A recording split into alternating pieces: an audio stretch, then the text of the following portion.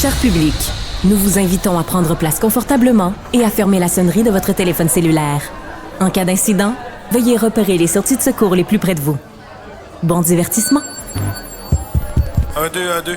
OK, c'est bon, on peut y aller. Sophie Durocher. Elle met en scène les arts, la culture et la société.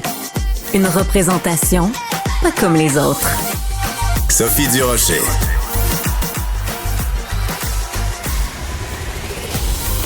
Bonjour tout le monde, j'espère que vous allez bien. Peut-être qu'aujourd'hui, à cause de la tempête qui est devenue un blizzard, va falloir que quelqu'un m'explique la différence entre les deux. Peut-être qu'à cause de la tempête, mieux connue sous le nom de blizzard, vous faites du télétravail. Si c'est le cas, ben, je vous salue.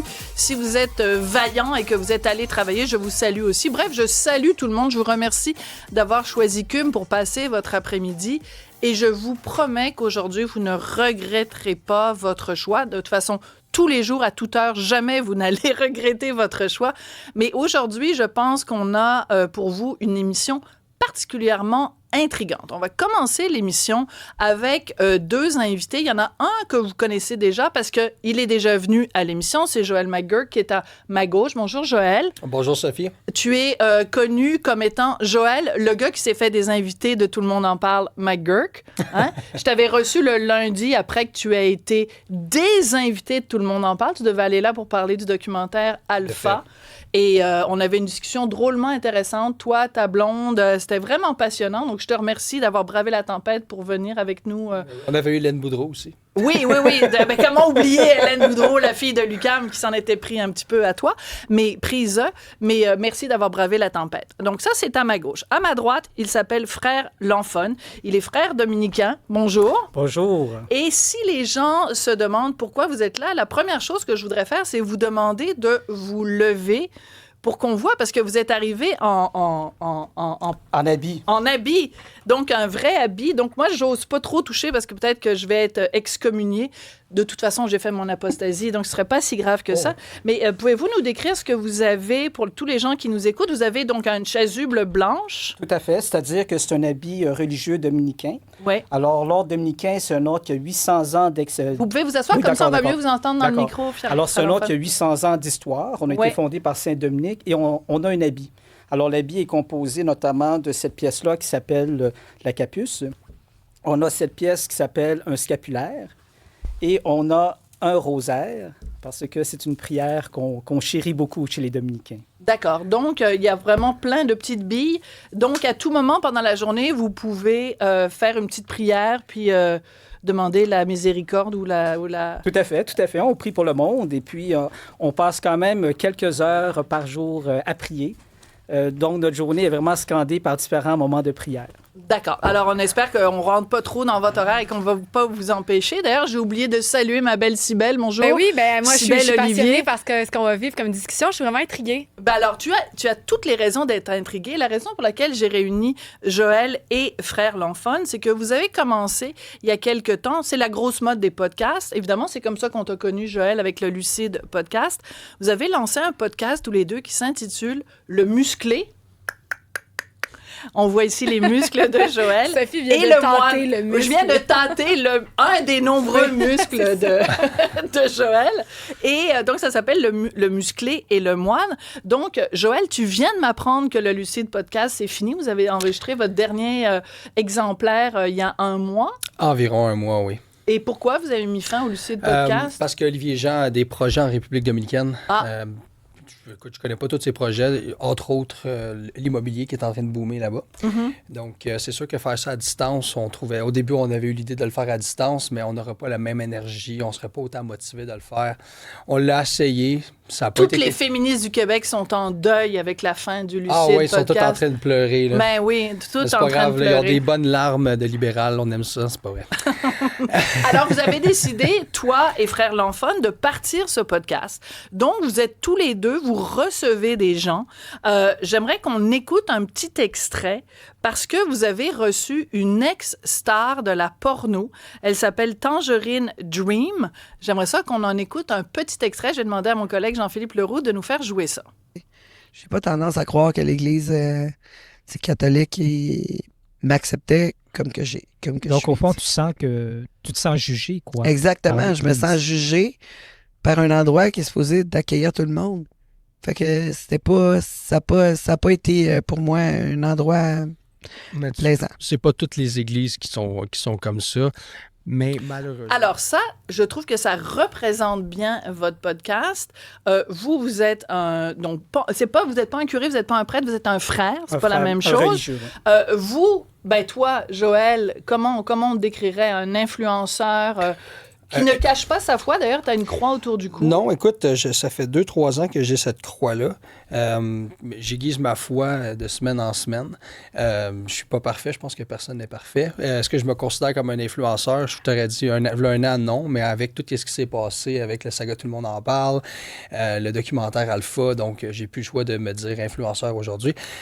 Mais par contre, pour moi, quand j'ai rencontré l'enfant, on avait un peu la même mission, c'était d'évangéliser les gens. À ce point-là? D'évangéliser les gens, déguiser un petit peu leur foi, leur spiritualité, parce que je pense qu'on est allé trop vers la gauche, vers le wokisme, puis je pense que c'est important pour ramener les valeurs traditionnelles. Ça, c'est mon but à moi. Je vais parler au « je », c'est pas les buts à l'enfant. On est deux entités différentes.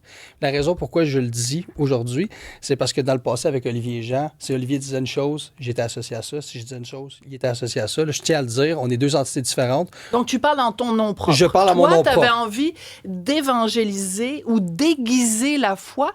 Donc, tu dis aiguiser. Moi, je vois évidemment l'image du petit crayon qu'on est en train d'aiguiser. Oui. Comment on peut... Vous le savez peut-être, moi, je suis complètement athée. J'ai fait mon apostasie. Je veux plus rien savoir de l'Église catholique. J'ai été baptisée contre mon gré. Et je trouve que toutes les religions, pas juste la catholique, sont misogynes et homophobes. Donc, je veux rien savoir des religions. Oui. Donc, comment tu pourrais m'évangéliser, toi? C'est pas... Le problème, c'est que les gens, dans le fond, quand ils ont mis la religion à l'extérieur, dans les années 70, c'est que le clergé est allé un petit peu trop loin dans son abus de pouvoir. Ouais. Tout comme en ce moment, je crois que c'est le gouvernement qui va trop loin dans son abus de pouvoir, surtout avec ce qu'on a vu avec les truckers en 2022. Donc, d'un bout puis de l'autre, je comprends, parce que j'aurais vécu dans une autre génération, j'aurais probablement eu la même mentalité. Mais il y a quelqu'un qui m'a dit ça, puis ça a changé ma vie. Il m'a dit, écoute, si tu vas voir l'orchestre symphonique, OK? Puis qui joue la 7e symphonie de Beethoven et qui fausse, il la joue mal. Est-ce que tu vas blâmer Beethoven ou tu vas blâmer les musiciens? Bonne Donc, question. si le clergé a fait des choses qui étaient dégueulasses dans le passé, qui étaient anti-éthiques, est-ce qu'on blâme Jésus-Christ? D'accord. Donc, toi, tu es un grand fan de Jésus, puis on va y revenir. Frère Lanfone, j'espère que je le prononce comme il faut. Ouais. Donc, vous, votre but avec ce podcast-là, c'est pas de nous évangéliser. C'est-à-dire, oui, c'est quand même de l'évangélisation, parce que l'Église existe pour l'évangélisation. Mais évangéliser, ça peut vouloir dire plusieurs choses. Moi, mon but, c'est vraiment d'aller dans les périphéries. Parce que le pape François n'arrête pas de demander aux catholiques de sortir des murs de l'Église pour aller aux périphéries. Donc, aux gens qui se situent à la marge de l'Église ou même à l'extérieur de l'Église.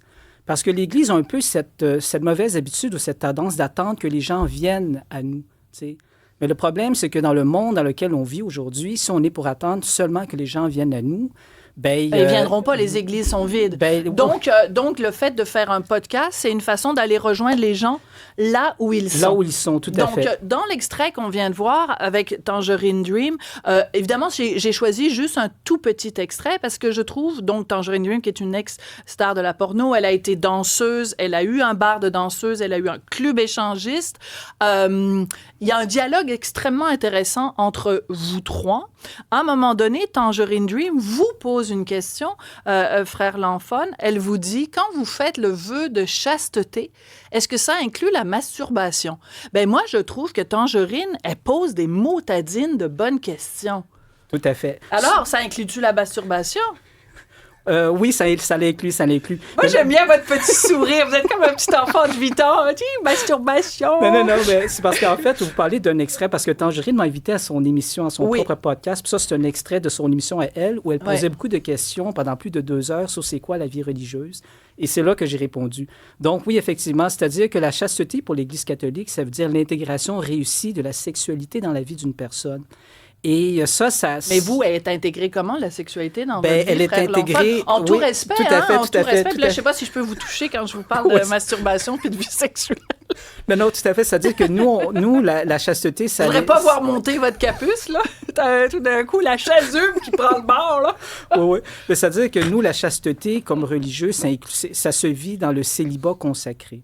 Alors, donc ça comprend tout type d'actes sexuels auxquels on peut penser, soit avec une autre personne, soit avec soi-même. Donc, ça l'inclut, bien sûr. Oui. Ça inclut la masturbation. Bon, voilà, on a réussi à lui faire dire.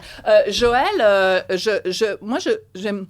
Quand j'interviewe des gens, j'essaie de le faire dans le plus grand respect. Je te l'ai dit quand je t'ai invité, je suis pas là pour rire de toi. D'aucune façon, je suis pas là pour rire de vous non plus, frère l'enfant. Au contraire, je trouve que ce que vous faites avec ce podcast-là, c'est une forme d'ouverture, de discussion. Et si on peut parler de tout dans la société québécoise en 2025, pourquoi ne pourrait-on pas parler de religion?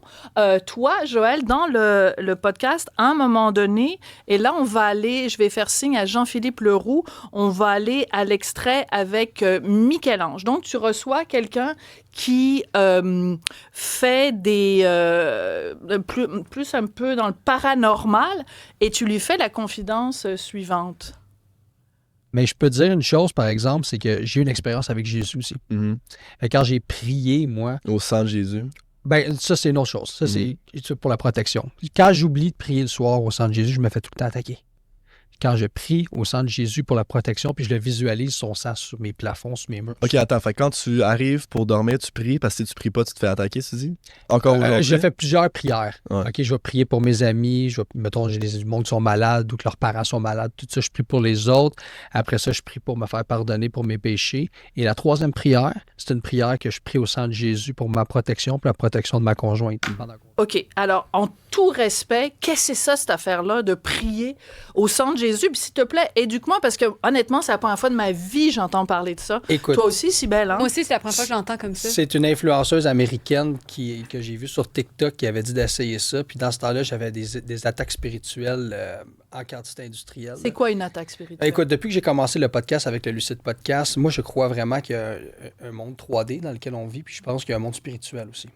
Et puis, dans le monde spirituel, il y a des entités négatives, il y a des énergies négatives. Que tu appelles le démon? Donc, j'appelle ça des démons.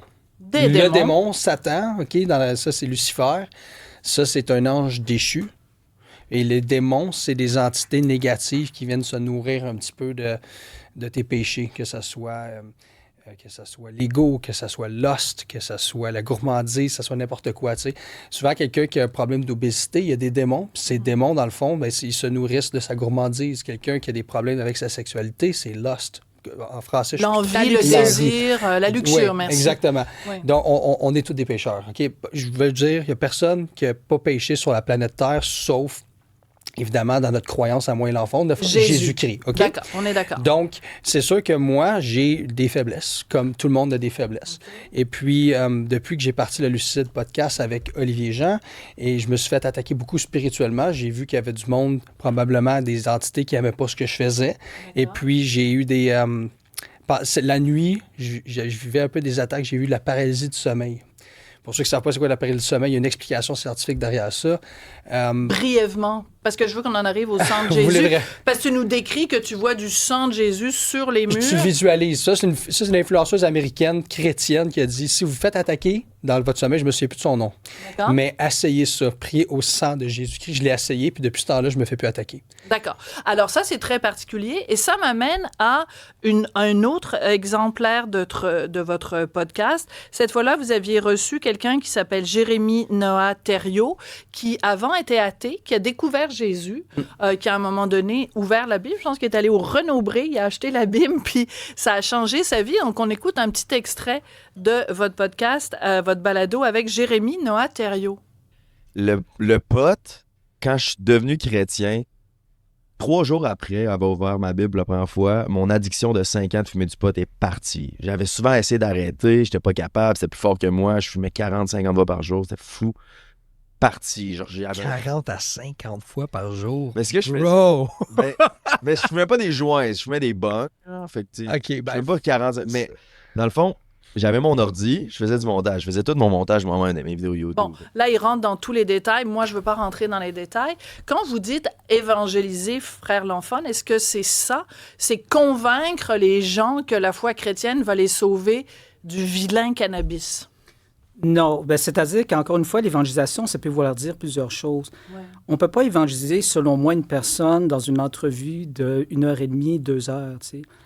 Moi, mon but, c'est vraiment d'entrer en dialogue avec des personnes qui ne sont pas forcément des catholiques pratiquantes. Parce que dans les 3 personnes qu'on a interviewées jusqu'à maintenant, il y a GNT, dont Jérémy Noah-Thériault, qui, lui, il s'est converti au protestantisme. Donc, ce n'est pas un catholique. Il y a Mme Tangerine Dream, qui est pas très croyante, mais bon, je pense qu'elle est plus agnostique, mais il faudrait qu'on lui pose la question. Et on a aussi Michel-Ange, qui, lui, ne se dit pas chrétien. Alors, donc, c'est vraiment ça le but pour moi. C'est un dialogue avec des gens... En fait, vous faites ce que très peu de gens font aujourd'hui, c'est dialoguer avec des gens qui ne pensent pas comme vous. Tout à fait. En quoi? En espérant que du choc des idées naisse la lumière? C'est-à-dire que moi, je suis persuadé que même avec une personne qui ne pense pas comme toi sur un ensemble de questions, il y a toujours un point commun qui nous rejoint. Et c'est pour ça que moi, les invités qu'on a, ce sont des personnes que je trouve très intéressantes. Puis on se rend quand même compte qu'il y a un échange qui est possible, il y a un dialogue qui est possible. Et nous, on ne le fait pas seulement en fonction de notre invité, mais on le fait aussi en fonction de notre auditoire. Parce que je trouve qu'on est dans une société où on a voulu un petit peu marginaliser le discours sur la religion, d'une certaine façon. Or, le religieux puis le spirituel, ça fait partie de la vie de beaucoup de personnes. Oui, je le respecte, je le comprends pas, mais je le respecte. Tout à fait. Donc, et pour moi, le podcast, c'est aussi une plateforme pour permettre de discuter de religion et de spiritualité d'une manière très, très libre. Alors, c'est un peu pour briser ce tabou-là aussi. Mais d'une manière très libre et sans jugement. Et moi, c'est ça qui me frappe, c'est que justement, le jeune influenceur, donc Jérémy Noah-Thériault, il vous le dit, le jour où il a annoncé officiellement qu'il s'était converti, il a perdu 7000 abonnés, ce qui semble être un drame pour lui. Toi, Joël, de même que M. Bournival, ton ami qui est aussi dans le documentaire Alpha, vous avez beaucoup été ridiculisé à cause de votre foi catholique, alors que si vous aviez été musulman ou juif ou raélien, même à la rigueur, je suis pas sûre qu'on aurait tenu le même discours à votre égard.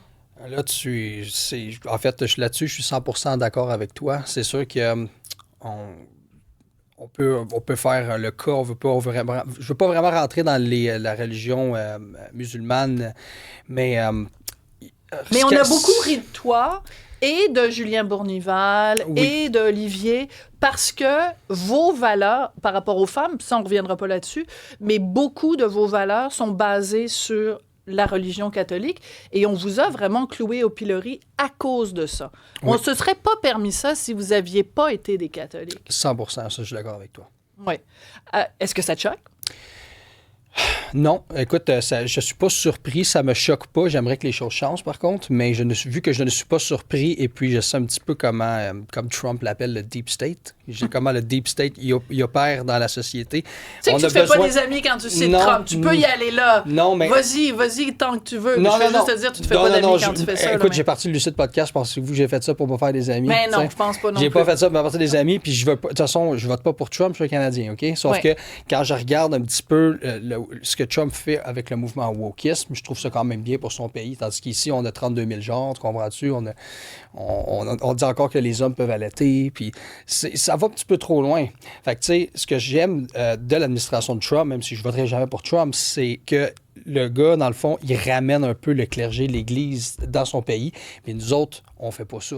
Puis moi, je pense que si on le ramène, on peut kicker le wokisme à l'extérieur aussi, là. OK. Là, il va falloir que tu m'expliques à un moment donné le lien entre wokisme, la religion catholique, tout ça. On s'éloigne un petit peu de mon sujet. Je veux revenir sur quelque chose que tu as dit un petit peu plus tôt, Joël, quand tu disais c'est pas parce que y a un musicien de l'OSM qui fait une fausse note que c'est la faute à Beethoven.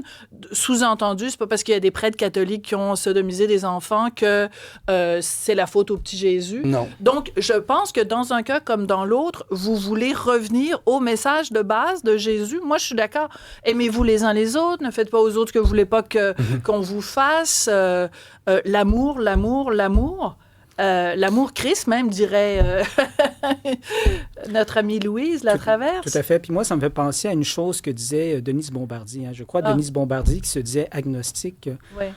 Elle disait l'histoire du petit Jésus. Là. Tu sais, quand vient le temps de Noël, il y a toujours une espèce de douceur qui nous envahit, je crois, pour la plupart des gens. Là. Bon, peut-être pas d'accord, donc je retire mes paroles. Non, mais la plupart des gens, oui. Oui, pour la plupart Québec, des gens. Oui. Donc, Denise Bombardier disait... C'est une belle histoire, cette histoire-là de la naissance de Jésus. Ça vaut la peine d'être raconté. Et moi, je crois profondément, parce que je suis religieux, tu sais, que le christianisme a apporté beaucoup de bon dans l'histoire de l'humanité. Bon, il y a eu aussi des choses qui étaient peut-être un petit peu moins catholiques d'une certaine façon. Mais lorsqu'on regarde... Mais pas un petit peu, beaucoup. Oui, pour certaines questions. Mais ça ne vous met pas mal à l'aise, vous? Je sais que vous êtes un moine dominicain, donc c'est différent, c'est comme une branche de...